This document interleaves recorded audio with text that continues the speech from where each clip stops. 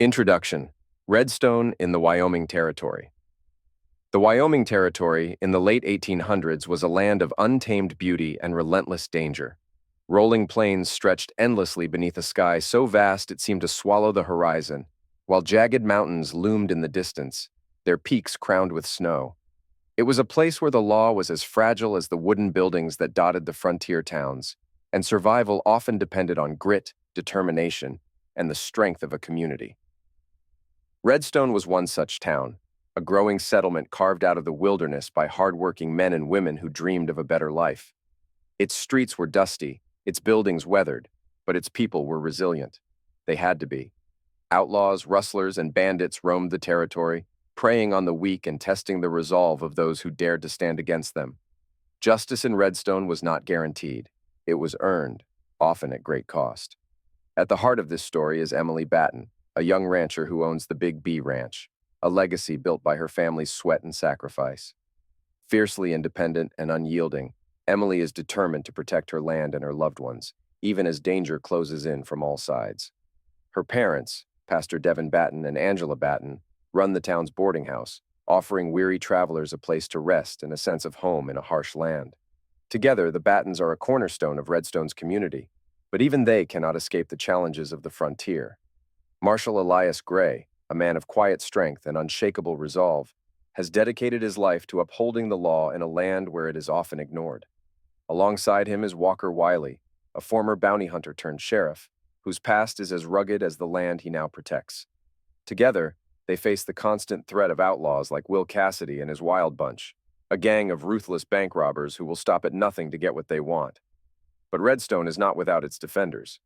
Caleb Boone, a skilled tracker with a mysterious past, finds himself drawn to Emily, their growing bond offering a glimmer of hope in a world often overshadowed by violence.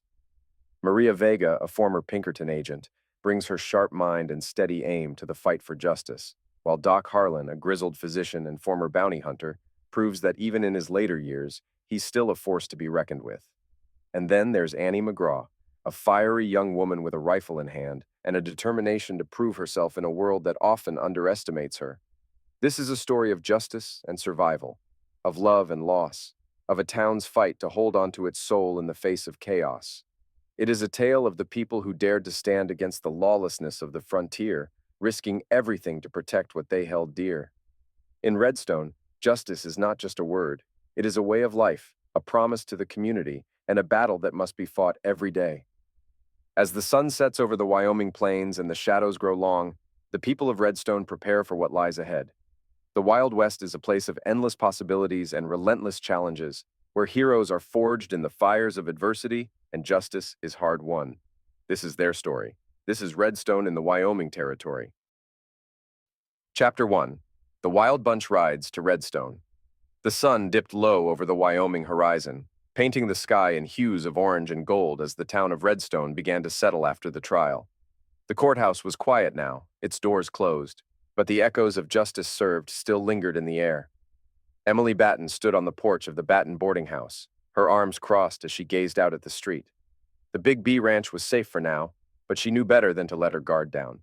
Trouble had a way of finding its way back to Redstone. Behind her, the warm glow of lantern lights spilled from the windows of the boarding house. Inside, her parents, Pastor Devin Batten and Angela Batten, were busy preparing supper for the boarders. The boarding house was always bustling with activity, a hub for travelers, ranchers, and townsfolk alike. Tonight, it was no different. "Emily," her mother called from the kitchen, "are you going to stand out there all night, or are you coming in to eat?" Emily turned, a small smile tugging at her lips. "I'll be in soon, Ma. Just needed a moment." Angela appeared in the doorway, wiping her hands on her apron. Her sharp eyes softened as she looked at her daughter. "You've been working too hard, Emily. The ranch, the trial. It's a lot for one person to carry." "I'm fine, Ma," Emily said, though the weight of her responsibilities was evident in her voice. "The Big B is all we've got. I can't let anything happen to it." Angela stepped closer, placing a hand on Emily's shoulder. "You're not alone, you know. We're all here for you. And Caleb, well, he seems to have taken a liking to you." Emily's cheeks flushed, and she looked away. "Ma, don't start," Angela chuckled softly. "I'm just saying he's a good man, and good men are hard to come by out here." Before Emily could respond, the sound of boots on the wooden porch caught their attention. Caleb Boone stood at the bottom of the steps, his hat in hand and a sheepish smile on his face. His dark hair was tousled from the wind, and his rugged features were softened by the warm light of the lanterns.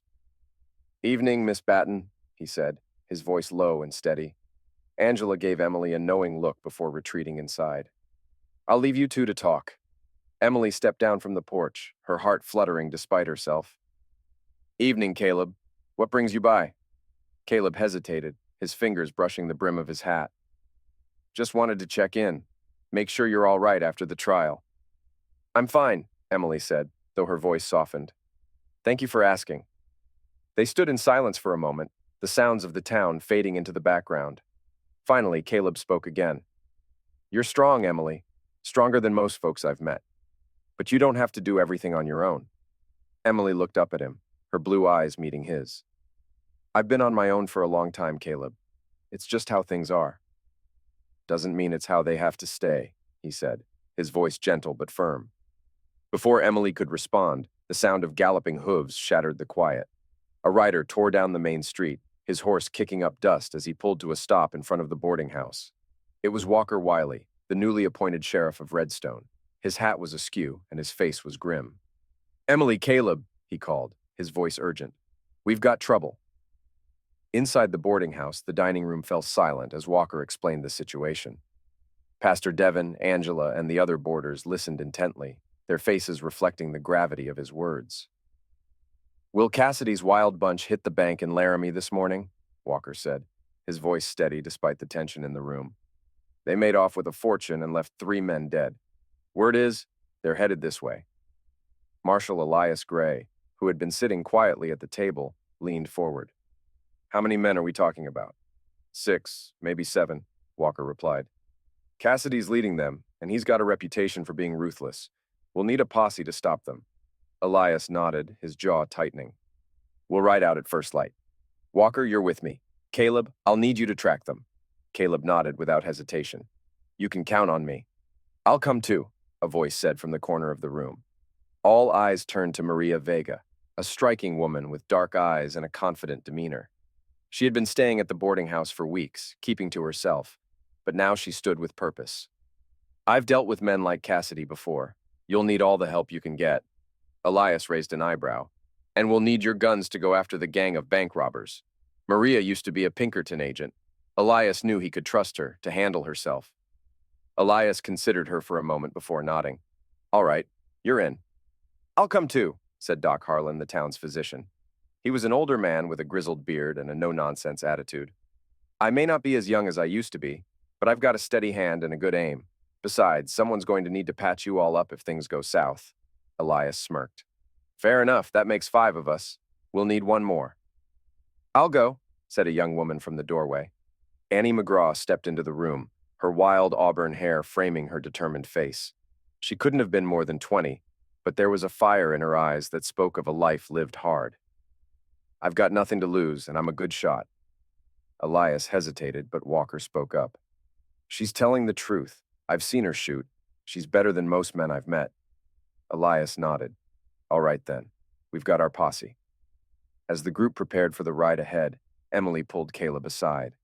"Be careful out there," she said, her voice barely above a whisper. Caleb reached out, his hand brushing hers. "I will, and I'll come back.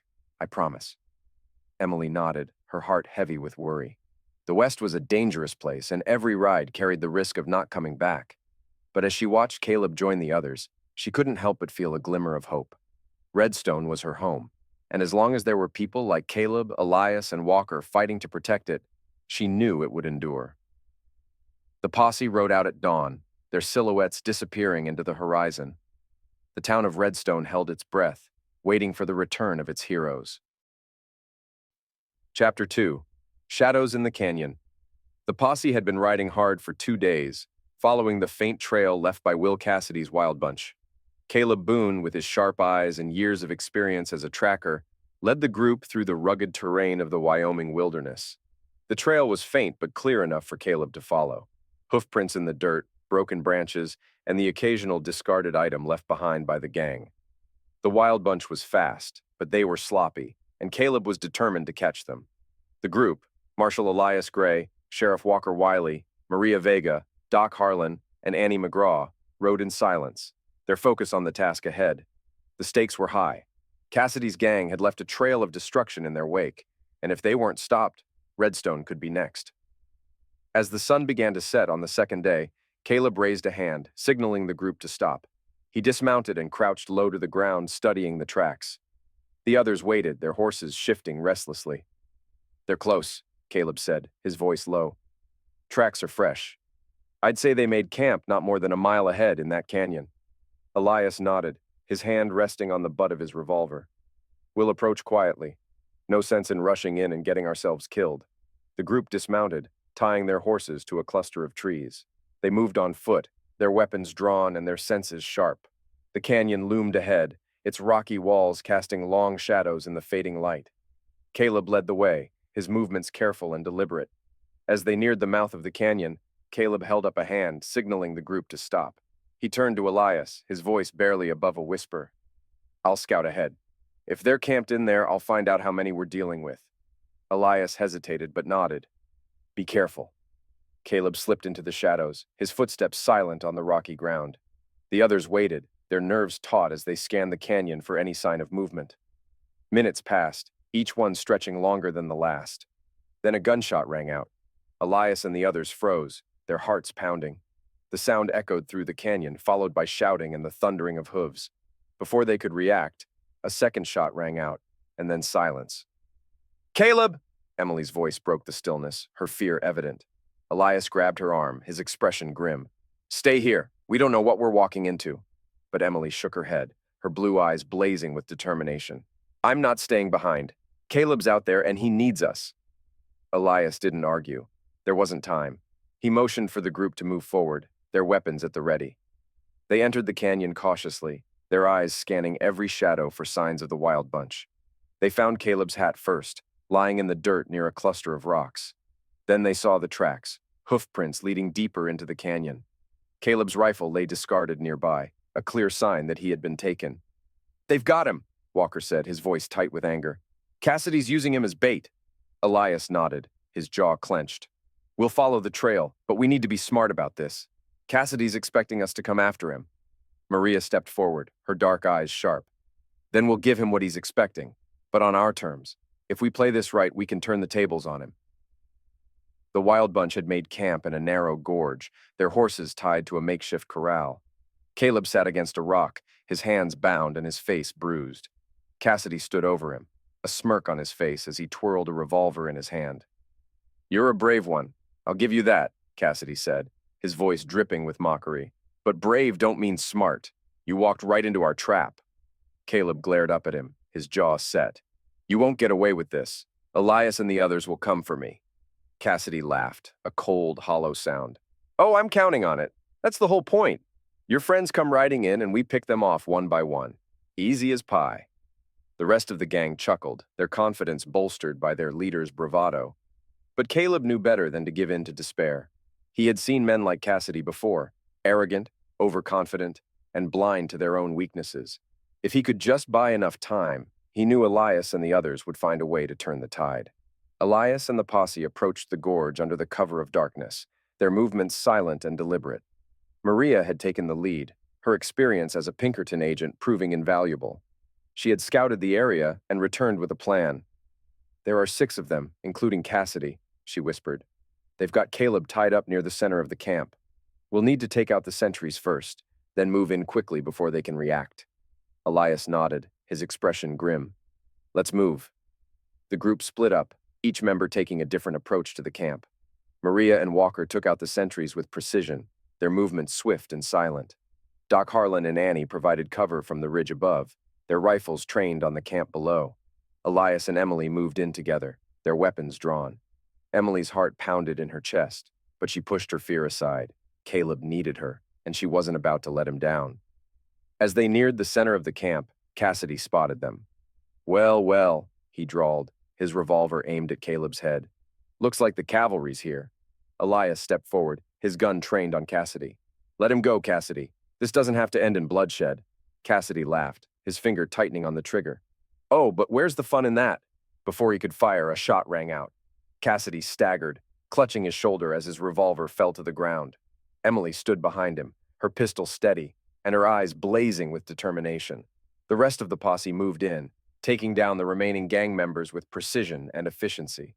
Within minutes, the Wild Bunch was subdued, their weapons confiscated and their hands bound. Emily rushed to Caleb's side, her hands trembling as she untied his bonds. "Are you all right?" she asked, her voice thick with emotion. Caleb managed a weak smile. "I've been better, but I knew you'd come." Emily helped him to his feet, her heart swelling with relief. "Of course I came. I wasn't about to let Cassidy get the better of you." Caleb's smile widened, despite the pain. "Remind me never to doubt you again." As the posse rounded up the Wild Bunch and prepared to head back to Redstone, Emily and Caleb shared a quiet moment. The danger wasn't over, but for now, they had won. And in the wild, unpredictable world of the West, that was enough. Chapter 3. The Jailbreak. The Redstone Jail was a sturdy building, constructed with thick stone walls and iron bars that had withstood years of wear and tear. It sat at the edge of town, a symbol of law and order in a place where chaos often reigned. Inside, the Wild Bunch sat in two cramped cells, their hands and feet shackled. Will Cassidy leaned against the wall of his cell, his sharp eyes scanning the room with a calculating gaze. He was a man who thrived on control, and being locked up didn't sit well with him. Marshal Elias Grey and Sheriff Walker Wiley stood outside the cells, their arms crossed as they watched the gang. The rest of the posse had dispersed after the long ride back to Redstone, but Elias and Walker remained vigilant. They knew men like Cassidy didn't give up easily. "You're wasting your time, Marshal," Cassidy drawled, his voice calm and confident. "You think these walls can hold us? You don't know who you're dealing with." Elias didn't flinch. "I know exactly who I'm dealing with, Cassidy, and I know you're not as clever as you think you are. You're staying right here until the circuit judge arrives." Cassidy smirked, his eyes glinting with amusement. "We'll see about that." Walker stepped closer to the bars, his hand resting on the butt of his revolver. "You better get comfortable, Cassidy. You're not going anywhere." Cassidy didn't respond, but the smirk never left his face. He leaned back against the wall, his demeanor calm and unbothered. It was enough to put Walker on edge, but he didn't let it show. That night, the town of Redstone was quiet. Most of the townsfolk had gone to bed, their faith in the law restored after the capture of the Wild Bunch. But in the shadows, danger was brewing. Cassidy's gang wasn't just the 6 men locked up in the jail. He had allies, men who had stayed behind during the bank robbery to avoid capture, and now, those men were making their move. Under the cover of darkness, 3 riders approached the jail. They dismounted silently, their faces obscured by bandanas. One of them carried a bundle of dynamite, the fuses carefully prepared. They moved quickly, their boots making barely a sound on the dirt road. Inside the jail, Elias and Walker sat at the desk near the cells, their rifles within arm's reach. The night had been uneventful so far, but both men knew better than to let their guard down. "You think Cassidy's bluffing?" Walker asked, his voice low. Elias shook his head. "No. Men like him don't bluff. They plan, stay sharp." Before Walker could respond, a loud explosion shattered the silence. The front wall of the jail blew inward, sending debris flying and filling the room with smoke and dust. Elias and Walker were thrown to the ground, their ears ringing from the blast. Through the chaos, the 3 riders stormed in, their guns drawn. One of them fired a warning shot into the air, while the others moved to the cells. Cassidy and his men were already on their feet, their faces lit with triumph. "Told you," Cassidy said with a grin as the riders unlocked the cell doors. "You can't keep me locked up." Elias scrambled to his feet, his hand reaching for his rifle, but one of the riders aimed a gun at him. "Don't even think about it, Marshal." Walker, dazed but determined, reached for his revolver, but Cassidy was faster. He grabbed the gun from Walker's holster and aimed it at him. Now, Sheriff. Let's not make this harder than it needs to be." The gang moved quickly, shackles falling to the ground as Cassidy and his men were freed. The riders handed them weapons, and within moments, the Wild Bunch was armed and ready. Cassidy turned to Elias, his smirk returning. "Thanks for the hospitality, Marshal, but I think we'll be leaving now." Elias glared at him, his jaw tight. "You won't get far." Cassidy chuckled. "We'll see about that." With that, the gang stormed out of the jail, mounting their horses and disappearing into the night. Elias and Walker stumbled outside, coughing from the dust and smoke, but it was too late. The Wild Bunch was gone. The next morning, the town of Redstone was in an uproar. News of the jailbreak spread quickly, and the townsfolk gathered outside the jail, their voices filled with fear and anger.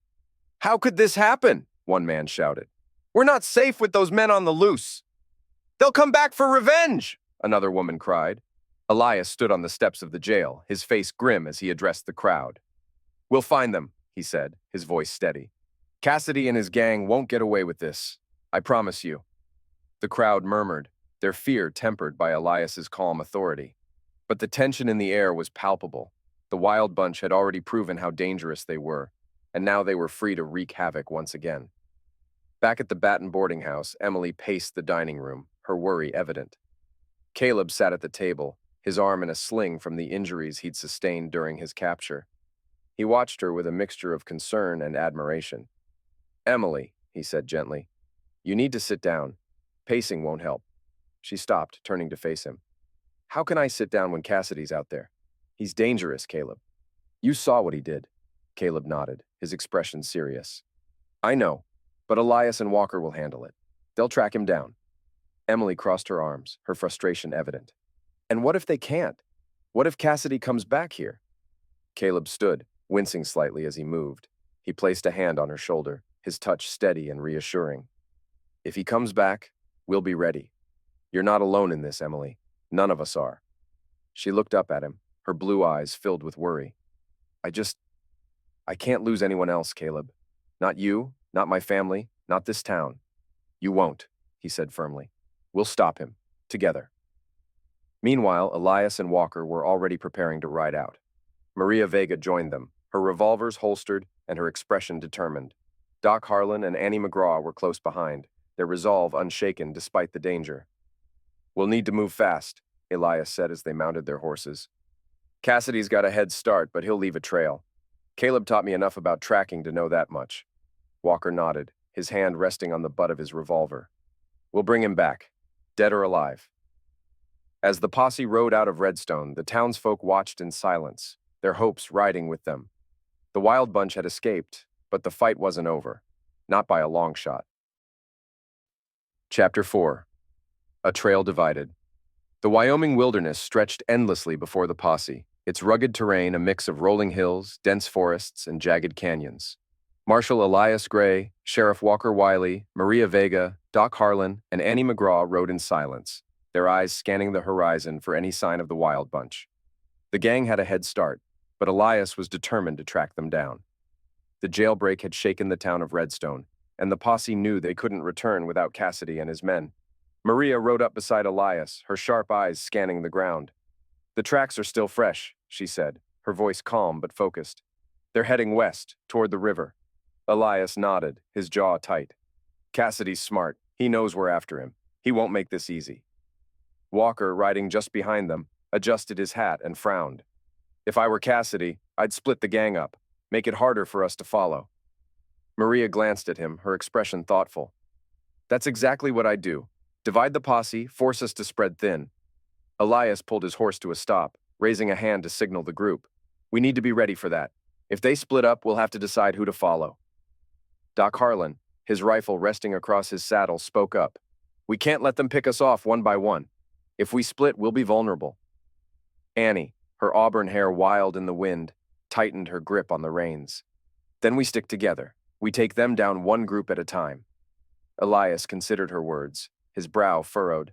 "We'll see what the trail tells us. For now, we stay together." By midday, the posse reached a fork in the trail. Caleb Boone, still recovering from his injuries, had stayed behind in Redstone, but his lessons in tracking were fresh in Elias's mind. He dismounted and crouched low, studying the ground. The tracks were clear. Cassidy's gang had split into two groups. "They've divided," Elias said, standing and brushing the dirt from his hands. 3 went north, toward the hills. The other 3 went west, toward the river. Walker dismounted, his eyes narrowing as he studied the tracks. "Cassidy's in one of those groups. Question is, which one?" Maria stepped forward, her gaze fixed on the northern trail. "Cassidy's smart, but he's also arrogant. He'll want to lead the group that's most likely to draw us in. My guess is he went north. The hills are harder to navigate, easier to set up an ambush." Elias nodded. "That makes sense, but we can't ignore the group heading west. If they reached the river, they could disappear into the wilderness. Doc Harlan adjusted his hat, his expression grim. We don't have enough people to chase both groups. Annie, her rifle slung across her back, stepped forward. Then we split up. Maria and I can take the northern trail. The rest of you follow the group heading west. Elias hesitated, his instincts warning him against dividing the posse. But time was running out, and they couldn't afford to let either group escape. All right, he said finally. Maria, Annie, you take the northern trail. Be careful. If you find Cassidy, don't engage unless you have to. Wait for us to regroup. Maria nodded, her expression resolute. We'll handle it. Elias turned to Walker and Doc. We'll follow the group heading west. Let's move. Maria and Annie rode north, the trail winding through rocky hills and dense patches of pine trees. The air was cooler here, the shadows deeper. Maria's sharp eyes scanned the ground, her hand never far from the revolver at her hip. You think Cassidy's really up here? Annie asked, her voice low. Maria nodded. It's what I'd do. The hills are perfect for an ambush. We need to stay sharp. Annie tightened her grip on the reins, her youthful confidence tempered by the seriousness of the situation. If he's up here, we'll find him. The trail grew steeper, the terrain more treacherous. As they rounded a bend, Maria held up a hand, signaling Annie to stop. She dismounted, crouching low to examine the ground. They were here, she said, her voice barely above a whisper. 3 of them. They stopped for a while, probably to rest. Annie dismounted, her rifle in hand. Think they're close? Maria nodded, her eyes narrowing. Close enough, stay quiet. The 2 women moved cautiously, their footsteps silent on the rocky ground. The trail led them to a narrow ravine, its walls steep and lined with jagged rocks. Maria motioned for Annie to stay low as they crept forward. At the edge of the ravine, they spotted movement. 3 men were gathered around a small fire, their horses tied nearby. One of them was Cassidy, his sharp features unmistakable even from a distance. There he is, Annie whispered, her grip tightening on her rifle. Maria nodded, her mind racing. They were outnumbered, but they had the element of surprise.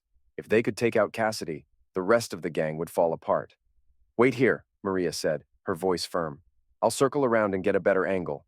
Don't fire unless I give the signal. Annie nodded, her heart pounding as she watched Maria disappear into the shadows. Meanwhile, Elias, Walker, and Doc followed the western trail, the sound of rushing water growing louder as they neared the river.